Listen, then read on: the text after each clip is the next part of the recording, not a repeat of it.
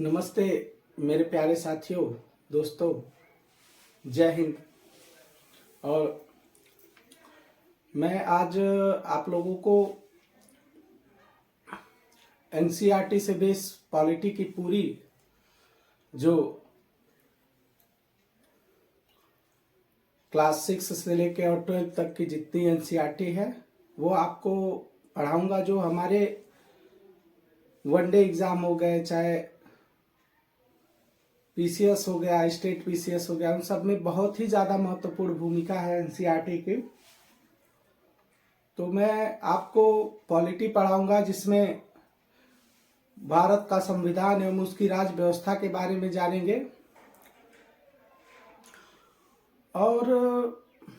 Class दिन प्रतिदिन daily चलेगी। बस आप हमारे साथ जुड़े रहिए और मन लगा के पढ़िए, धैर्य रखिए, अपने माता पिता के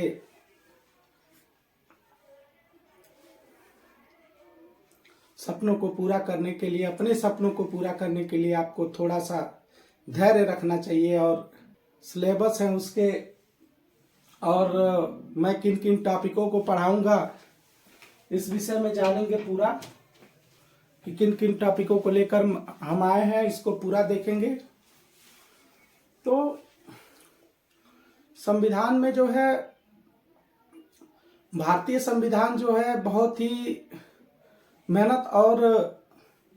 हमारे जो क्रांतिकारी थे उन्होंने बहुत ही ज्यादा लगन और मेहनत किया, तब जाके हमारा भारतीय संविधान जो है तैयार हुआ, काफी बलिदानों के बाद, जिसमें सभी महापुरुषों की एक महान योगदान भूमिका रही है। हमारा संविधान हमें भारत में जीने और उसके अधिकारों का वहन करने की शक्ति प्रदान करता है।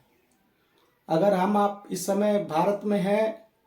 भारत के एक नागरिक के रूप में है, उसके सभी सुविधाओं का, भारत के सभी संपत्तियों का वहन कर रहे हैं, सुख भोग रहे हैं उसका, तो उसका मेन कारण जो है वो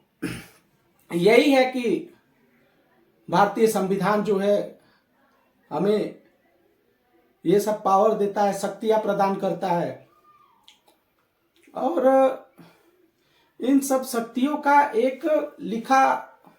प्रबंध है, और ये हमारी परीक्षाओं में इसलिए पूछा जाता है कि आप अधिकारों के बारे में जाने, अपने जो है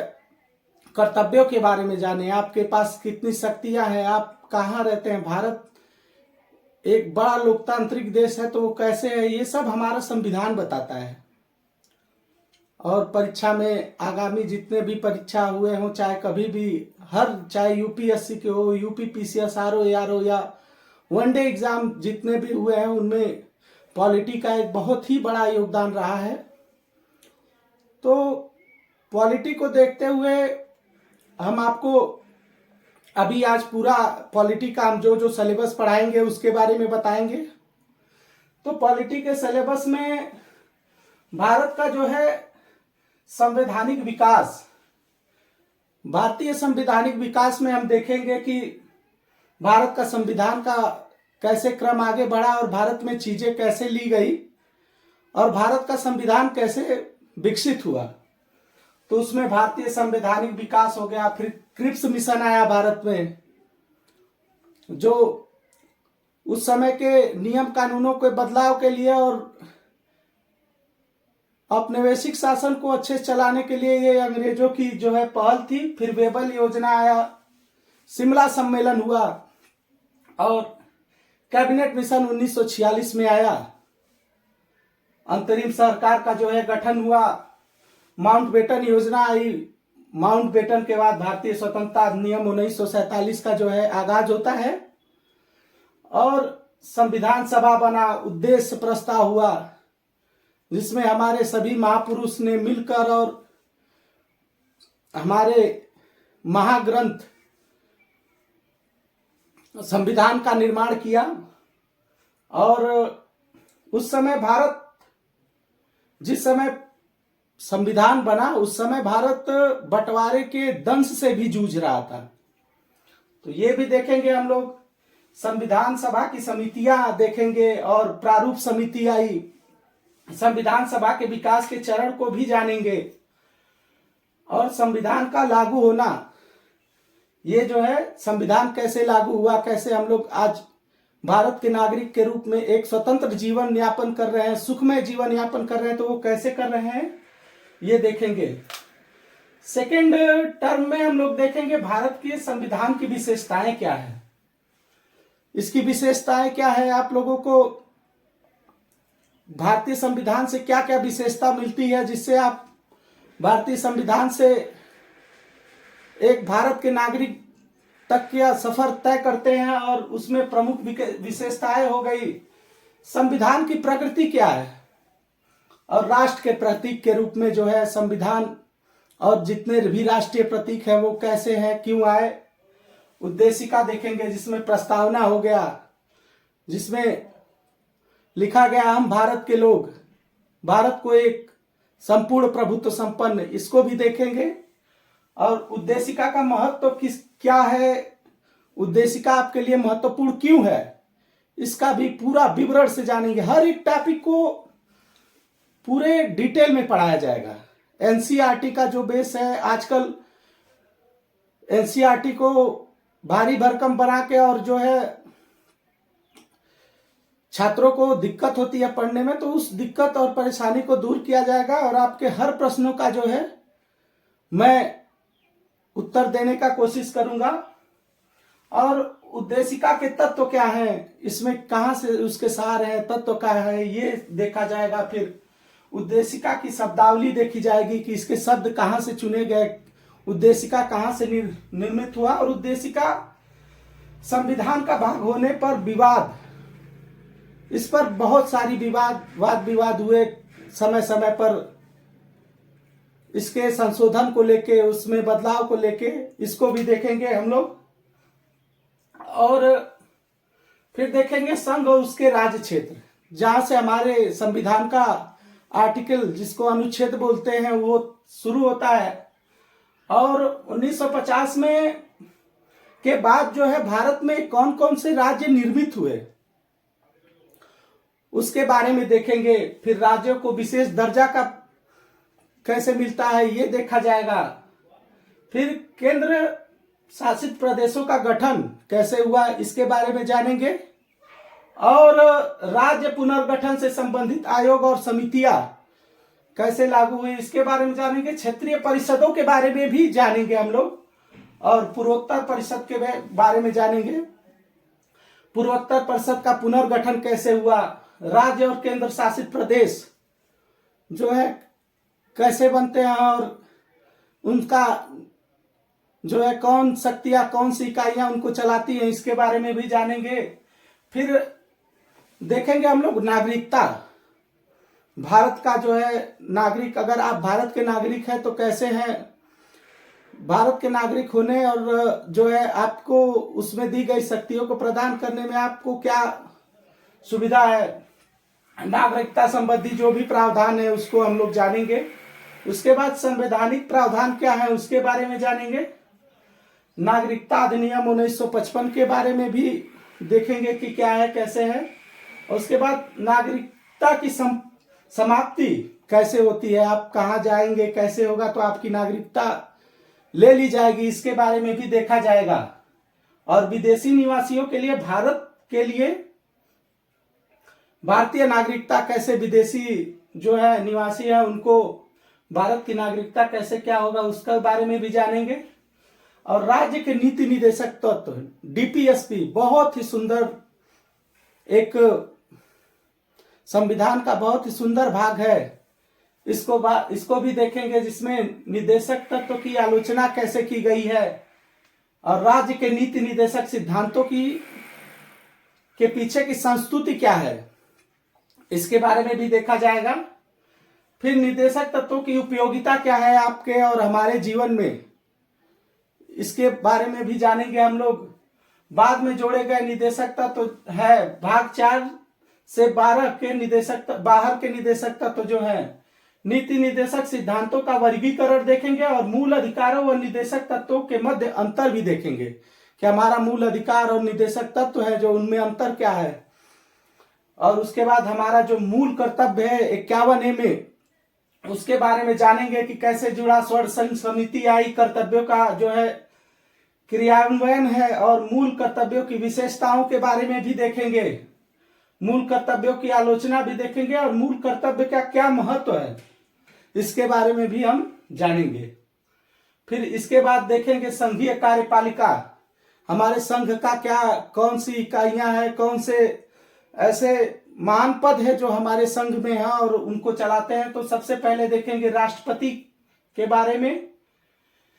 जिसमें राष्ट्रपति की अहर्यताएं क्या हैं, राष्ट्रपति की निर्वाचन की रीति क्या है, मत मूल्य का निर्धारण कैसे होता है और मतगणना कैसे होता है, राष्ट्रपति का कार्यकाल, शपथ, वेतन एवं भत्ते, महाभियोग, चुनावी संबंधी विवाद और राष्ट्रपति की शक्तियां क्या क्या है, इनके बारे में भी पूरा विस्तार से जानेंगे।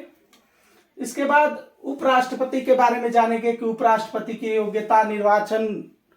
जो है प्रणाली क्या है, पदावधि क्या है, शपथ एवं प्रतिज्ञान क्या है, और उनके वेतन भत्तों के बारे में, उपराष्ट्रपति के वेतन भत्तों के बारे और कार्य और उनकी शक्तियां क्या है, इसके बारे में भी हम लोग बहुत विस्तार से जानेंगे। और संघीय परिषद के बारे में जानेंगे, जिसमें आपका मंत्रिपरिषद का संगठन हो गया,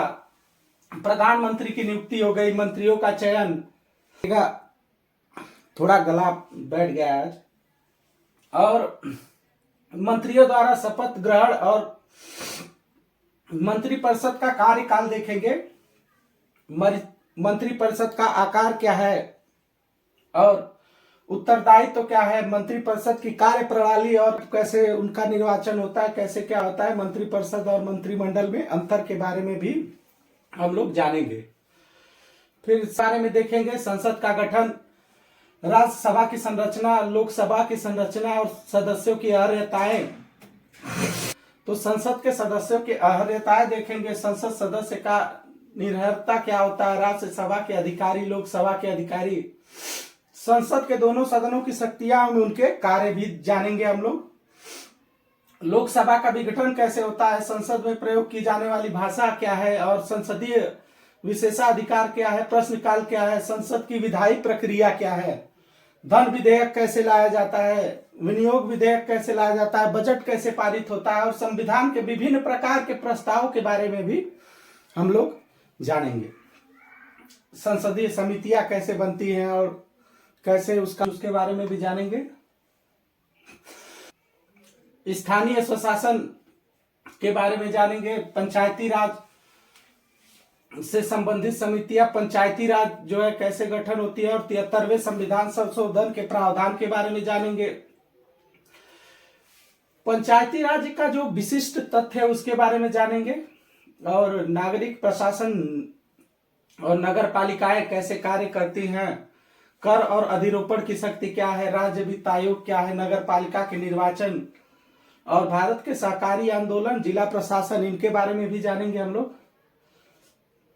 और इसके बाद भारत की न्यायपालिका कैसे कार्य करती है, जिसमें सर्वोच्च न्यायालय हो गया, तो सर्वोच्च न्यायालय का गठन कैसे होगा,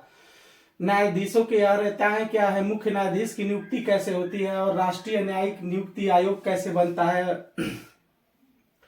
न्यायाधीशों पर महाभियोग कैसे लगता है, शपथ का प्रतिज्ञान हो गया, सर्वोच्च न्यायालय की स्वतंत्रता हो गई,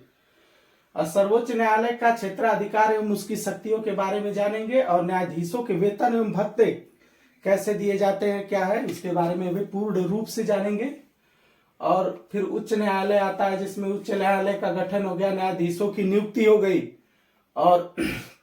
शपथ प्रतिज्ञान, कार्यकाल, न्यायाधीशों के हटाने की क्या प्रक्रिया है, न्यायाधीशों के स्थानांतरण कैसे होता है, और उच्च न्यायालय की स्वतंत्रता और उच्च न्यायालय की अधिकारताएं एवं शक्तियां क्या है, इसके बारे में भी जानेंगे। फिर इसके बाद जो है मूल अधिकार जो है हमारे क्या क्या है, इसके बारे में जानेंगे। जो है राज्य की परिभाषा, मूल अधिकारों को कैसे क्या है, संगत कैसे होती है, समता का अधिकार क्या है, स्वतंत्रता का अधिकार है, शोषण के विरुद्ध अधिकार, धार्मिक स्वतंत्रता का अधिकार अनुच्छेद 25 से 28, और सांस्कृतिक एवं शिक्षा का संबंधी अधिकार जो है अनुच्छेद 29 से 30, संवैधानिक उपचारों का अधिकार, अनुच्छेद 32, कुछ मूल अधिकार का प्रभाव और संविधान के आधारभूत ढांचे का जो है कैसे शामिल होता है और क्या है, इसके बारे में भी जानेंगे। फिर संघ लोक सेवा आयोग कैसे कार्य करता है, उसकी संरचना, स्वतंत्रता, स्वायत्तता, आयोग के कार्य क्या क्या है, आयोग की शक्तियां क्या है, और संघ लोक सेवा आयोग की भूमिका क्या है और आयोग की सीमाएं क्या है, इसके बारे में जानेंगे हम लोग। फिर वित्त आयोग जो है वो कैसे, वित्त आयोग के कार्य क्या है, और 15वां वित्त आयोग, 16वां वित्त आयोग, 15वां वित्त आयोग के बारे में जानेंगे। और वित्त आयोग के कार्य एवं शक्तियां क्या है, उनके जो है भूमिकाएं क्या है, इसके बारे में जानेंगे हम लोग। राष्ट्रीय अनुसूचित जाति आयोग, इसमें राष्ट्रीय अनुसूचित जाति आयोग की संरचना जो है, आयोग के कार्य, आयोग के सलाहकारी शक्तियां और आयोग की शक्तियां क्या है, इसके बारे में जानेंगे हम लोग। और राष्ट्रीय अनुसूचित जनजाति आयोग, इसमें राष्ट्रीय अनुसूचित जनजाति आयोग की संरचना, आयोग के कार्य, अनुसूचित जाति के विकास में आयोग की भूमिका, शिकायतों की जांच, आयोग की शक्तियां क्या है और आयोग के अन्य कार्य क्या है, प्रतिवेदन कैसे होता है, इसके बारे में भी पूर्ण जानेंगे। और राज्य कार्यपालिका व राज्य विधायिका, जिसमें राज्यपाल आते हैं, राज्यपाल की नियुक्ति कैसे होती है, राज्यपाल का कार्यकाल कैसे होता है, राज्यपाल के स्थानांतरण, वेतन भत्ते, विशेषाधिकार और राज्यपाल की शक्तियों के बारे में भी जानेंगे हम लोग। फिर राज्य विधानमंडल में राज्य मंत्रिपरिषद, सामूहिक उत्तरदायित्व और मुख्यमंत्री की कार्य शक्तियां, राज्य के अधिवक्ता, विधान परिषद, विधानसभा और विधान सभा की शक्तियों के बारे में जानेंगे पूरा विस्तार से। केंद्र शासित प्रदेश के बारे में देखेंगे कि इसका गठन कैसे होता है, प्रदेशों का प्रशासन कैसे चलता है, और न्यायिक सक्रियता, जनहित याचिका, अधीनस्थ न्यायालय, ये सब कैसे चलता है, और जिला न्यायालय, अधीनस्थों की नियुक्ति, जिला न्यायालय की शक्तियां, न्यायपालिका के समक्ष समस्याएं, अखिल भारतीय न्यायिक सेवा, ग्राम न्याय पंचायत अधिनियम 2008, फास्ट ट्रैक अदालतें कैसे कार्य करती हैं, ग्राम न्यायालय क्या है, राष्ट्रीय हरित न्यायाधिकरण क्या है, सेना न्यायालय क्या है, लोक अदालतें क्या है, परिवार अदालत क्या है, और राजस्व न्यायालय, ई अदालत जिसको बोलते हैं, और आभासी अदालत और मोबाइल अदालत क्या है, इसके बारे में जानेंगे। केंद्र और राज्यों के मध्य क्या क्या संबंध है, जिसमें विधायी संबंध हो गया, विधायी शक्तियों का जो है विभाजन हो गया, संसद द्वारा राज्य सूची के विषयों पर विधि निर्माण, प्रशासनिक संबंध, वित्तीय संबंध, संघ तथा राज्यों के मध्य कराधान की शक्तियां और उसका विभाजन, संघ और राज्यों के मध्य राजस्व का विभाजन, राज्यों को सहायता और अनुदान, आयोग की समितियां, संघ और राज्य संबंध, इसके बारे में पूर्ण रूप से देखेंगे। फिर महान्यायवादी हो गया, निर्वाचन आयोग हो गया, निर्वाचन आयोग की संरचना, निर्वाचन आयोग का कार्यकाल, निर्वाचन आयोग को हटाने का प्रावधान जो है, और उनके कार्य, आचार संहिता क्या है, सत्तारूढ़ दल से संबंधित आचार संहिता क्या है, और चुनाव सुधार कैसे होता है, और नियंत्रण एवं महालेखा परीक्षक जिसे कैग बोलते हैं, कैग के संरचना, कैग की नियुक्ति और उनके कार्यकाल एवं पदमुक्ति कैसे होता है, इसके बारे में जानेंगे। फिर कैग के क्या कार्य हैं, शक्तियां क्या है, लोक सेवा और लेखा समिति, और लोक लेखा समिति और कैग में क्या संबंध है, कैग की सीमाएं क्या है, और कैग की भूमिका पर वर्तमान विवाद क्या है, इसके बारे में भी हम लोग विस्तार से देखेंगे। अन्य महत्वपूर्ण जो निकाय है, जिसमें राष्ट्रीय अल्पसंख्यक आयोग है, राष्ट्रीय मानवाधिकार आयोग है, तो उसमें अल्पसंख्यक आयोग के संवैधानिक प्रावधान, आयोग की संरचना, आयोग के कार्य, आयोग की शक्तियां, संयुक्त राष्ट्र घोषणा 1992 क्या है, इसके बारे में जानेंगे। और राष्ट्रीय मानवाधिकार आयोग में आयोग की संरचना और नियुक्ति की प्रक्रिया, सदस्यों का कार्यकाल, आयोग के कार्य, आयोग की शक्तियां, आयोग द्वारा की गई जांच के बाद का कार्यकाल, और आयोग की सीमाएं क्या है, और राज्य मानवाधिकार आयोग क्या है, इसके बारे में भी जानेंगे। राष्ट्रीय महिला आयोग के बारे में जानेंगे, जिसमें आयोग की संरचना, आयोग के अध्यक्ष के चुनाव हेतु अनुशंसाएं क्या है, आयोग के कार्य एवं महिला आयोग के अंतर्गत विभिन्न शाखाएं, महिला आयोग की परामर्शकारी भूमिका, आयोग की शक्तियां क्या है एवं आयोग की सीमाएं क्या है, इसके बारे में जानेंगे। और राष्ट्रीय जांच एजेंसियां जो है, जो लोकपाल एवं लोकायुक्त हैं, जिसमें लोकपाल भारत के प्रथम लोकपाल की नियुक्ति एवं लोकायुक्त जो है, लोकायुक्त के विभिन्न पक्ष क्या है, इसके बारे में पूरे विस्तार से जाना जाएगा। केंद्रीय अन्वेषण ब्यूरो, जिसमें सीबीआई की स्थापना, सीबीआई के आदर्श व उद्देश्य एवं दृष्टि, सीबीआई का गठन कैसे हुआ, सीबीआई का कार्यकाल क्या है, इसके बारे में भी हम लोग जानेंगे। आपात उपबंध क्या है, जिसमें राष्ट्रीय आपात हो गया। राज्य में राष्ट्रपति शासन कैसे लगता है। आपात उद्घोषणा में न्यायिक समीक्षा क्या है और राष्ट्रपति शासन की उद्घोषणा का प्रभाव क्या है, इसके बारे में जानेंगे। वित्तीय आपात कैसे लगता है और वित्तीय आपात का अनुमोदन उसकी समयावधि क्या है, इसके बारे में भी जानेंगे। और वित्तीय आपात के प्रभाव क्या है, इसके बारे में भी जानेंगे। फिर हो गया जम्मू कश्मीर जो है, उसमें पूर्व की स्थिति एवं पुनर्गठन। जम्मू कश्मीर की राज्य की पूर्व स्थिति क्या है, उसमें जो है विशेष स्थायी उपबंध क्या है, जम्मू कश्मीर के संविधान के महत्वपूर्ण बिंदु क्या है, जम्मू कश्मीर और की राज्य व्यवस्था कैसे कैसे है, जम्मू कश्मीर के संबंध में अनुच्छेद 370 कैसे आया, कैसे हटा, जम्मू कश्मीर के संवैधानिक प्रावधानों की पूर्व स्थिति, आपातकालीन संबंधी उपबंध, अनुच्छेद 370 को समाप्त करने की शक्ति क्या है, अनुच्छेद 35 से, और जम्मू कश्मीर और अनुच्छेद 35 से संबंधित विवाद क्या है, इसके बारे में जानेंगे। जम्मू कश्मीर का कैसे पुनर्गठन हुआ, इसके बारे में जानेंगे। और पृष्ठभूमि क्या है, इसके बारे में जानेंगे। जम्मू कश्मीर लद्दाख पृथक केंद्र शासित प्रदेश कैसे बना, प्रमुख राजनीतिक परिवर्तन क्या हुए, और जम्मू कश्मीर के केंद्र शासित प्रदेश की विधायी शक्तियां क्या है, उपराज्यपाल की भूमिका एवं शक्तियां, ये भी देखेंगे हम लोग। और जम्मू कश्मीर के संबंध में वार्तालाप के समूह का प्रमुख अनुभाग क्या है, प्रभाव क्या है, और जम्मू कश्मीर के पुनर्गठन विधेयक 2019 के पक्ष में क्या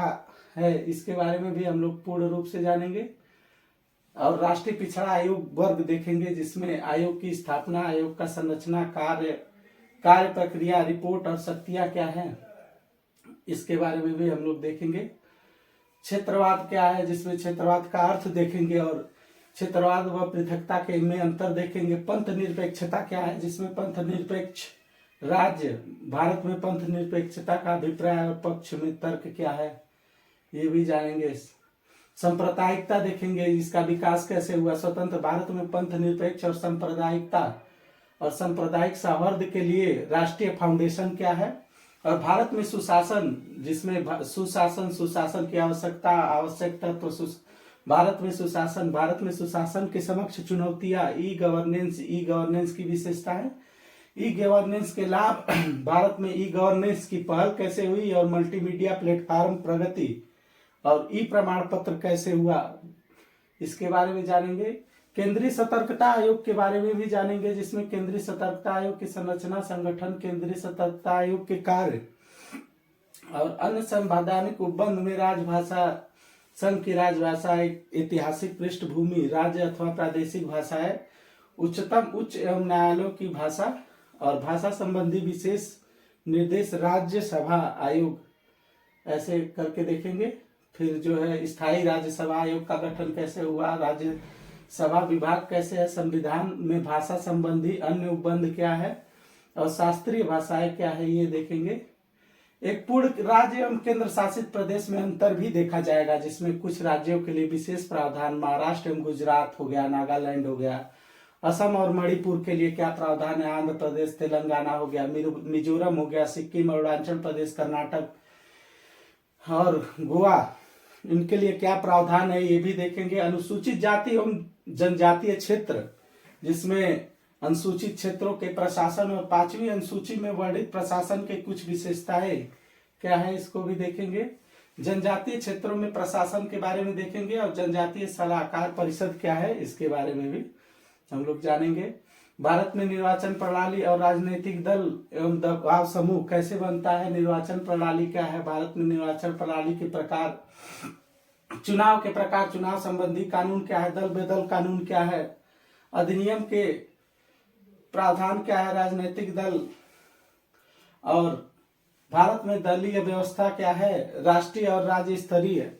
दलों की मान्यताएं क्या है, इसके बारे में पूर्ण रूप से जानेंगे। और दबाव समूह कैसे आता है, भारत में दबाव समूह के बारे में, संस्थानात्मक दबाव समूह, समुदायात्मक दबाव समूह और असमुदायात्मक दबाव समूह, और प्रदर्शनकारी दबाव समूह क्या है, इसके बारे में भी हम लोग जानेंगे। नागरिक संपर्क केंद्र है, जिला हो गया, JMA संधि हो गई, दिशा, माई गांव, माई गवर्नमेंट जो हो गया, और नियतम कार्यक्रम क्या है, इसके बारे में जानेंगे। और संविधान का संशोधन कैसे होता है संविधान में,